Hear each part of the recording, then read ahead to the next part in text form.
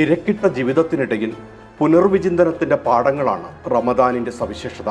കുറ്റങ്ങൾ പെരുകുന്ന, ദിനംപ്രതി ഭയപ്പെടുത്തുന്ന വാർത്തകൾ വർദ്ധിച്ചുകൊണ്ടേയിരിക്കുമ്പോൾ പരിഹാരം തേടേണ്ടത് പുറത്തല്ല, അകത്താണ് എന്നതാണ് ഇസ്ലാമിക അധ്യാപനം. മുഹമ്മദ് നബി പഠിപ്പിക്കുന്നത് ഒട്ടകത്തെ വിജനമായ ഒരു മരുഭൂമിയിൽ നഷ്ടപ്പെട്ട് തേടിയലഞ്ഞ് അതിനെ തിരികെ കിട്ടുന്ന യജമാനനെ പോലെ തൻ്റെ സന്മാർഗത്തിൽ നിന്ന് തെറ്റിപ്പോകുന്ന അടിമകൾ പാപമോചനം തേടുന്നത് പടച്ചവന് അത്രമേൽ സന്തോഷമുളവാക്കുമെന്നാണ്. നന്മ കൊതിക്കുന്നവരെ മുന്നോട്ട് വരിക, തിന്മ ആഗ്രഹിക്കുന്നവരെ പിന്തിരിയുക എന്ന വിളംബരമാണ് റമദാൻ നമ്മോട് നടത്തുന്നത്. വർദ്ധിക്കുന്ന തിന്മകളുടെ കുത്തൊഴുക്കിന് കുറുകെ നമുക്ക് നന്മകളുടെ അണക്കെട്ട് റമദാനിനാൽ തീർക്കാം.